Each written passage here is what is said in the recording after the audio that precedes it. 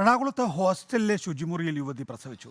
സുഹൃത്തുക്കളാണ് വിവരം പോലീസിൽ അറിയിച്ചത്. പോലീസ് എത്തി യുവതിയെ ആശുപത്രിയിൽ പ്രവേശിപ്പിച്ചു. യുവതി ഗർഭിണിയാണെന്ന് അറിഞ്ഞിരുന്നില്ലെന്ന് ഹോസ്റ്റലിൽ ഒപ്പമുണ്ടായിരുന്നവർ പറഞ്ഞു.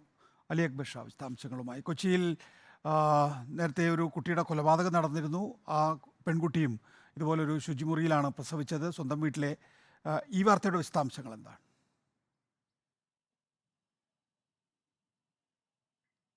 നികേഷ്, ഇന്ന് രാവിലെയാണ് എറണാകുളത്തെ ഹോസ്റ്റൽ മുറിയിൽ യുവതി പ്രസവിക്കുന്നത്. ഈ പറഞ്ഞതുപോലെ കഴിഞ്ഞ ദിവസം ഇത്തരത്തിലൊരു വലിയ സംഭവം, ഒരു ഭീകര സംഭവം ഇവിടെ ഉണ്ടായതുകൊണ്ട് തന്നെയാണ് ഈ വാർത്തയ്ക്കേറെ പ്രാധാന്യം ഉണ്ടാകുന്നത്. ഇവിടെ ഇന്ന് രാവിലെ ഈ പ്രസവം ഉണ്ടാകുന്നു. ഈ സുഹൃത്തുക്കളോടും കുടുംബത്തോടും എല്ലാം ഈ യുവതിയും ഈ വിവരം മറച്ചു വെക്കുകയായിരുന്നു. മുറിയിലെ സുഹൃത്തുക്കളാണ്, ഈ ഒപ്പം താമസിച്ചിരുന്ന സുഹൃത്തുക്കളാണ് ഈ ശുചിമുറി ചവിട്ടിപ്പൊളിച്ച് ഈ പെൺകുട്ടിയെയും ഈ കുഞ്ഞിനെയും പുറത്തേക്ക് എത്തിക്കുന്നത്.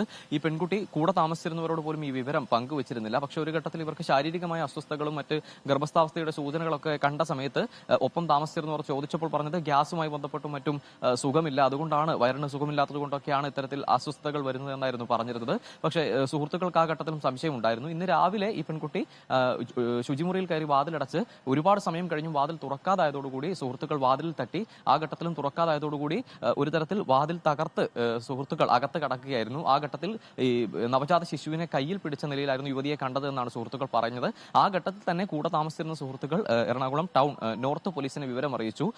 ആ ഫോൺ കോളിന്റെ പ്രാധാന്യം തിരിച്ചറിഞ്ഞുകൊണ്ട് നിമിഷങ്ങൾക്കുള്ളിൽ തന്നെ പോലീസ് സ്ഥലത്തെത്തി അമ്മയെയും കുഞ്ഞിനെയും എറണാകുളം ജനറൽ ആശുപത്രിയിലേക്ക് മാറ്റുകയായിരുന്നു. അമ്മയും കുഞ്ഞും ആരോഗ്യവാന്മാരായി ഇരിക്കുന്നു എന്നാണ് നമ്മൾ മനസ്സിലാക്കുന്നത്. മറ്റ് ആരോഗ്യ പ്രശ്നങ്ങളൊന്നുമില്ല. കുഞ്ഞിന് 2.5 കിലോയോളം തൂക്കമുണ്ട്. മറ്റ് പ്രതിസന്ധികളൊന്നും തന്നെ ആരോഗ്യനിലയിൽ ഇല്ല എന്നുമാണ് നമ്മൾ മനസ്സിലാക്കുന്നത്. ഇവിടെ എടുത്തു പറയേണ്ടത് ഒപ്പം താമസിച്ചിരുന്ന സുഹൃത്തുക്കളുടെ ഇടപെടലാണ്. കാരണം കഴിഞ്ഞ ദിവസവും ഈ സംഭവം ഉണ്ടായപ്പോൾ വീട്ടിൽ നിന്നും സുഹൃത്തുക്കളിൽ നിന്നും എല്ലാം തന്നെ ആ പെൺകുട്ടിയും വിവരം മറച്ചു വെക്കുകയായിരുന്നു. പിന്നീടാണ് ഇത്തരത്തിലൊരു കൊലപാതകത്തിലേക്ക് ഉൾപ്പെടെ പോകുന്ന സാഹചര്യം ഉണ്ടായത്.